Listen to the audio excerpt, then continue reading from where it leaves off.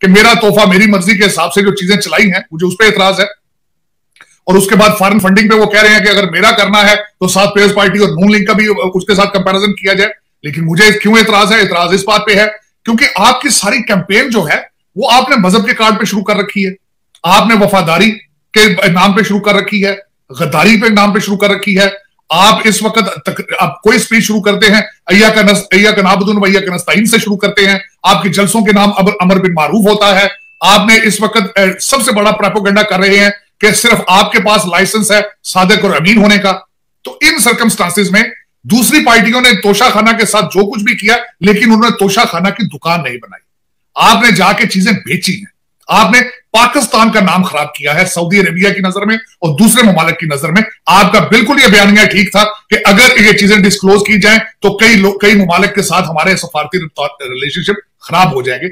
आपने ऐसी हरकतें की हैं और अभी पूरी फॉरेन फंडिंग जो है उसका पूरा केस अभी जो है वो तो टच ही नहीं किया गया। जिस तरीके से आपने अपने नौकरों के जरिए चीजें मंगवाई, जिस तरीके से अभी आरफ नकवी साहब का केस निकलना है, वो तो एक बहुत बड़ा जो है वो एक स्कैंडल खड़ा है फॉरेन फंडिंग का। लोगों ने पैसे शौकत खानम हॉस्पिटल को दिए लेकिन आपने पीटीआई में यूज किए। तो ये किस तरह इतना बड़ा है, इतनी चीजें निकलनी है कि आप सोच नहीं सकते। और खास आपको शायद इन्हीं चीजों का खदशा था, खौफ था, तभी वो इस्लामाबाद से निकलने पे बजिद थे कि मैंने नहीं निकलना, मैंने 10 साल यही रहना है। लेकिन इस वक्त जो आलिया सबसे बड़ा इशू जो है जो करंट गवर्नमेंट है उसका यह है कि वो इकट्ठे किस तरीके से रह सकते हैं, पहला मसला। दूसरा, बेरोजगारी और महंगाई को किस तरह डील करेंगे, आईएमएफ को किस तरह वो उनके साथ अगली जो किस्त उनकी ड्यू है वो किस तरह करेंगे उनके साथ। और उससे बड़ा मसला ये होगा कि चाइना को सेटिस्फाई करके सी पैक को आगे चलाना। ये इस तरह के मसाइल हैं। सऊदी अरेबिया जाना, बल्कि मैं कहूंगा कि अगर शहबाज शरीफ साहब को चाहिए कि वो अमेरिका भी आए, वो इंग्लैंड भी जाए और दूसरे यूरोपियन यूनियन के साथ भी रिलेशनशिप ठीक करें। और जो डैमेज किया गया है, पहले आपको जो पाकिस्तान इस वक्त जो आइसोलेटेड है इस वक्त, बिल्कुल इस वक्त देखें आपकी चाइना भी नाराज, अमेरिका से तो आपने खैर दुश्मनी लगा रखी खान साहब ने। मैं कह रहा था जिस तरीके से खान साहब बार बार बच्चों को कहते हैं नौजवानों सुनो और सीरियसली सुनो और अमेरिका के खिलाफ जंग का ऐलान करो, तो पाकिस्तान के साथ अगर खान साहब जिस तरह ये कहा जा रहा है कि पाकिस्तान ये इलेक्शन है ये बहुत पॉपुलर है, ये है वो, लेकिन खान साहब मेरे ख्याल में एक फिट प्राइम मिनिस्टर नहीं बन सकेंगे काफी अरसे तक। उनको भी डैमेज कंट्रोल करना पड़ेगा। लेकिन करंट गवर्नमेंट को चाहिए कि फौरन निकले और पाकिस्तान के सफारती रिलेशनशिप दुनिया के साथ ठीक करें। एक स्टेप उनका मैं उसको काबिल इस्ताइश है, मैं उसको एडमायर करूंगा जो उन्होंने भारत को खत लिखा, मोदी साहब को खत लिखा, उसका जवाब भी आया। क्योंकि आप सब कुछ कर सकते हैं लेकिन अपने पड़ोसी तब्दील नहीं कर सकते। और बहुत जरूरी था कि वो भारत के साथ जो एक टेंशन चल रही थी उसको उन्होंने न्यूट्रलाइज करने की कोशिश की। ठीक, आपने ये बताया कि जो चैलेंजेस दरपेश हैं इस हुकूमत को, जो नई कैबिनेट आई है और शहबाज शरीफ की हुकूमत को, बेशक कुछ दिन के लिए आए हो, लेकिन ये सिचुएशन इस वक्त ऐसा क्राइसिस है कि जो कुछ हो चुका पहले, तो इससे निकलना आपने सब उन बातों। तो आपको एक तो ये मैं आपसे पूछना चाहूंगी कि क्या आपको लगता है कि अमेरिका, इंडिया और जिन खासतौर पर कंट्रीज के साथ हमारे ताल्लुकात बहुत खराब हुए तो उनसे वो बेहतर कर सकेंगे शहबाज शरीफ साहब? और फिर ये भी कि ये जो इस वक्त क्राइसिस है, खासतौर पर जब हम पॉलिटिकल क्राइसिस की बात करें, तो हमने माजी में देखा कि पाकिस्तान में अगर कभी इस हद तक पहुंच जाता, बल्कि इससे बहुत पहले ही इस्तीफे दे दिए जाते, रेजिग्नेशन दे दिए जाते सिविल गवर्नमेंट जो होती थी। जब वो इस नहज पर होता था, आप मुशर्रफ को उठा के देखिए, आप किसी और को देख लीजिए, तो क्या होता था कि बजाय इसके कि कुछ इस तरह की सूरत हाल होती कि मामला बहुत ही खराब होते, तो लेकिन इमरान खान लगता नहीं है। क्या आपको लगता है कि आगे आने वाले दिनों में, क्योंकि जिस तरह आप कह रहे हैं जो कुछ होने लगा है, मामला मजीद खराब होने जा रहे हैं, जब तक मुझे जेल में नहीं डालोगे, जब तक ये सूरत हाल पैदा नहीं करोगे, तब तक मैं ये नहीं छोड़ूंगा? देखिए, इस पे आलिया मेरी नजर में इस वक्त आप वो पॉलिटिकल चीजों से निकल के आगे जाके खाना जंगी के करीब पहुंच चुके हैं। आपके एक फेडरल मिनिस्टर ने भी कहा है कि हम खाना जंगी से ज्यादा दूर नहीं है। आपके अफगानिस्तान बॉर्डर के ऊपर जो सूरत हाल है, दत्ता खेल के अंदर जो कुछ हुआ और उसके रिएक्शन में जो कुछ हुआ, और आपके अंदर जो अनरेस्ट इस वक्त बन चुकी है मुसलसल। मैंने आपको कई दफा कहा था कि जब देखें ये रोमन सिविलाइजेशन के दौर से एक बहुत बड़ी फिलॉसफी इस्तेमाल की जाती है कि आपके हिफाजत करने वाले इदारों को आप अपने लोगों को बता दें कि वो आपके खिलाफ है। इस वक्त मुसलसल 2-3 चीजों के ऊपर कैपिटलाइज कर रही है पीटीआई। एक आपके एस्टेब्लिशमेंट के खिलाफ लोगों को कर रही है और दूसरी अदलिया के खिलाफ। और तीसरा एक मैं ये कहूंगा कि खास आपकी एक बात बहुत जरूरी है, गवर्नेंस में 0 थे लेकिन मार्केटिंग में वो 100% है। उनकी जो टीम मार्केटिंग की है, उनकी सोशल मीडिया टीम है, उनसे लर्न करना चाहिए। और दूसरी पार्टियां अभी बहुत पीछे हैं और उनके पास ये टूल है, मैं इसको इस तरह डिस्क्राइब करूंगा। ओरिजिनल पीटीआई है तो खान साहब की, लेकिन इसके मूजद जो है वो डीजे भट्ट थे, क्योंकि कंटेनर के ऊपर जो बच्चे इकट्ठे किए थे वो डीजे भट्ट ने किए थे। वहां म्यूजिक लगा लगा के।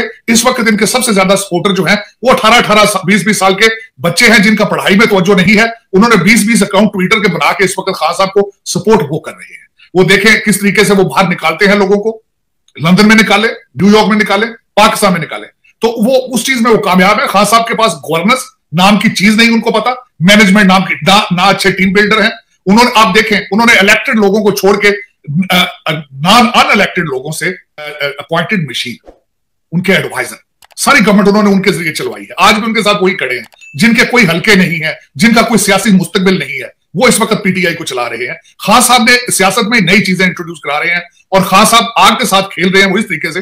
खान साहब ने 4 कार्ड उन्होंने इस्तेमाल किए जो कि बहुत खतरनाक है। एक मजहब का कार्ड उन्होंने खेला, दूसरा गद्दारी का कार्ड खेला, तीसरा कार्ड उन्होंने इस वक्त उन्होंने गुलामी और आजादी का कार्ड खेला, चौथा कार्ड जो कि बड़े सोच समझ के उन्होंने खेला है एंटी अमेरिकन जो सेंटिमेंट है। उन्हें पता था कि दुनिया में इस वक्त जितने डेवलपिंग कंट्रीज हैं, चाहे वो इजिप्ट हो, चाहे टर्की हो, चाहे पाकिस्तान हो, चाहे मलेशिया हो, इंडोनेशिया हो, बांग्लादेश हो, वहां पे एंटी अमेरिकन जो है लोगों की ओपिनियन होती है। खान साहब ने 4 खतरनाक कार्ड खेले हैं जो पाकिस्तान की जड़ों को हिला के रख देंगे। इसमें ये सियासी नहीं है, ये पाकिस्तान की फाउंडेशन को हिला के रख देंगे ये चारों कार्ड। देखिए मजहब के कार्ड जो है उसके फर्क, इस वक्त उन्होंने ऐसा कॉन्सेप्ट क्लियर कर दिया जो पीटीआई को नहीं मानता नौजुबिल्ला वो काफिर है।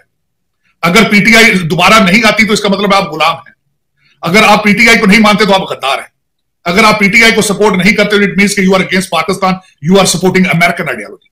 ये 4 इंतहाई खतरनाक कार्ड खान साहब ने खेले हैं जो पाकिस्तान की फाउंडेशन को हिला के रख देंगे। बल्कि मैं इसको आखिर में इसमें सम अप इस तरह करूंगा, जावेद चौधरी साहब ने एक आर्टिकल लिखा और बड़ा खूबसूरत, बड़े अच्छे तरीके से उन्होंने कहा अगर पीटीआई को ना रोका गया तो पाकिस्तान नौजुबिल्ला हो सकता है डिवाइड हो जाए। तो इस आप किन डायरेक्शन में जा रहे हैं? बात सियासत से बहुत आगे बढ़ चुकी है, क्योंकि सियासत में ये जमहूरियत में जो खान साहब ने किया है वो बिल्कुल है ही मौजूद नहीं है। वो उसका सपोर्टिंग आर्गूमेंट मेरा ये हाल गया, इस वक्त लाहौर के अंदर आपके 2 चीफ मिनिस्टर बैठे हैं। उसके बाद आप ये बताएं कि आपका प्राइम मिनिस्टर नया इलेक्ट होता है, उसको सदर साहब उसका ओथ ही नहीं लेते। देखिए आपके आपके इस वक्त मुझे ये बताएं आपकी जो ब्यूरोक्रेसी है उसके मोराल के क्या हालात है लाहौर के अंदर? आप मुझे ये बताएं कौन सा सेक्रेटरी, चीफ सेक्रेटरी, कौन से अफसरान किसका हुक्म मानेंगे, किसका हुक्म नहीं मानेंगे? तो ये क्या हो रहा है? कंट्री कहते हैं ना, कंट्री टूटते नहीं है अफगानिस्तान बन जाते हैं, कंट्री खत्म नहीं होते सोमालिया बन जाते हैं। और खान साहब जिस डायरेक्शन पे लेके जा रहे हैं वो डायरेक्शन बिल्कुल सोमालिया और अफगानिस्तान की। तो आपने ये कहा कि जो शहबाज शरीफ हैं वो उनके सामने जो चैलेंजेस दरपेश हैं उनकी जब आपने बात की तो आपने कहा कि जो ऐसे कंट्रीज हैं जिनसे आपके ताल्लुकात बहुत खराब हो गए हैं, जैसे कि इंडिया है, अमेरिका है, इनसे ताल्लुकात बढ़ाना और चाइना, इन सब ठीक करना बहुत जरूरी है। तो हम ये अभी कुछ अर्सा पहले जब इमरान खान की हुकूमत थी उस दौरान भी ये बात सुनने में आ रही थी कि हो सकता है कि वहां से कुछ ऐसी खबरें मिल रही हैं कि हो सकता है कि भारत के प्राइम मिनिस्टर जो है वो पाकिस्तान आए, या आपको ये लगता है एक और बड़ी अहम ये कि बोरिस जॉनसन जो है वो इंडिया जा रहे हैं, इंडिया फ्राइडे को वो पहुंच रहे हैं, उनकी इस पे भी रोशनी डालिएगा कि किस हद तक ये है और क्या पाकिस्तान ये वाली शहबाज शरीफ जो है ये कुछ लीडर्स को इस उनके दौर में वो बुला सकेंगे इंडिया और अमेरिका से? क्या कैसे ताल्लुकात आप देख रहे हैं? मैं समझता सबसे पहले जो इस वक्त शहबाज शरीफ साहब के पास एक बड़ा अच्छा कार्ड है कि वो नया चेहरा है, नए प्राइम मिनिस्टर है और उनके बड़े भाई साहब जो है उनके साथ भारत के एक अच्छी गुडविल थी उनके साथ, और दूसरा बिजनेस माइंडेड लोग हैं। ये कोई मजहब का कार्ड नहीं खेलते या एक्सट्रीमिस्ट नहीं है ये। देखिए दूसरी तरफ तो पीटीआई के फेडरल मिनिस्टर जो थे, मैं अब क्या रिपीट करूंगा, वो कहते थे कि हम तो खुद कुछ हमले करने के लिए तैयार हैं। तो उनका और खान साहब के बारे में मशहूर था तालिबान खान, और फिर आपने कहा कि वो अफगानिस्तान आजाद हो चुका है, उन्होंने गुलामी की शक्ल तोड़ दी है। तो शहबाज शरीफ साहब के पास एक क्लीन स्लेट है, नया चेहरा है, नया सिस्टम है, उनको एक एपेटाइट है इस वक्त दुनिया की कि वो देखना चाहते हैं। बल्कि आप ये देखें कि रूस तक ने उनको मुबारकबाद दी है, चाइना से भी मुबारकबाद आ चुकी है और अमेरिका से भी इसी तरह की खबरें आ रही मुबारकबाद की और रिलेशनशिप इंप्रूव करने के बारे में। शहबाज शरीफ साहब ने भारत में मोदी साहब को लेटर लिखा, उनकी तरफ से जवाब आ चुका है। तो there is a window open right now for Pakistan to go to the right track. लेकिन ये सारी चीजें तब ठीक होंगी, लेकिन खान साहब की थोड़ी सी, वो कहते हैं ना कि उनकी सीडी अपग्रेड होने वाली है, उसमें उनकी जो सॉफ्टवेयर है वो बिल्कुल थोड़ी बहुत अपग्रेड हुई है। थोड़ा पहला तो शाख उनको आईएसपीआर में दिया है शाख, उसके बाद कुछ और चीजें भी क्लैरिफाई हुई, लेकिन हालात इतने खराब हो चुके हैं कि हमारे आर्मी चीफ को अपने रिटायर फौजियों की मीटिंग करनी पड़ी। आप ये देखें, ये it is not that easy, इसको इतना इजी चीज नहीं है कि हम इसको लाइटली लें। ये बहुत खतरनाक इसके क्योंकि उन्होंने दे फैक्ट हमारी एस्टेब्लिशमेंट, हमारी फौज, पाकिस्तान की सलामती और पाकिस्तान की चीजों की अल्टीमेटली जिम्मेदारी तो उनकी है। उन्होंने इस चीज को फील किया है कि how bad the situation is. और उसके बाद जाके हमारे जो चीफ साहब है उन्होंने फौजियों को इकट्ठा किया। देखें किस तरीके से मैनिपुलेशन करके लोगों के माइंड गेम, जिस तरह के खान साहब खुद फरमाते हैं कि वो माइंड गेम के बहुत बड़े खिलाड़ी हैं, और बाकी उन्होंने ये प्रूव कर दिया है।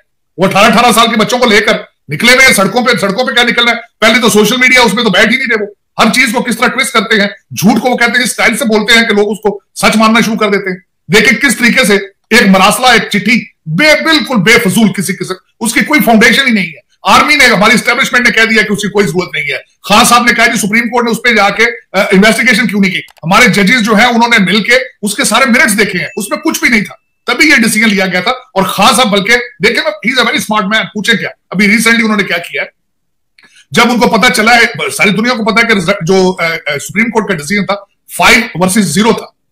अब खान साहब को चैलेंजेस है, खान साहब ने फौरन पैंतरा बदल के फाइज ईसा के ऊपर अपनी स्टेटमेंट चेंज कर ली। वो उन्होंने रिश्वत दी है आपकी अदलिया को। उन्होंने अदलिया को बताया है कि मैं आपके खिलाफ नहीं हूं, और बल्कि उन्होंने एक ऐसा इंप्रेशन कैम करने की कोशिश की कि I was forced to do this thing. वो तो अभी जो उनके लॉ मिनिस्टर हैं, जो पुराने लॉ मिनिस्टर थे, उन्होंने उसकी तरदीद की है कि खान साहब नहीं, आप ही ने ये रेफरेंस भेजा था। और फिर उसके बाद बशीर मेमन साहब भी आए हैं कि किस तरीके से उनको कहते रहे कि फाइज ईसा की मनी लॉन्ड्रिंग में इन्वेस्टिगेशन की जाए। लेकिन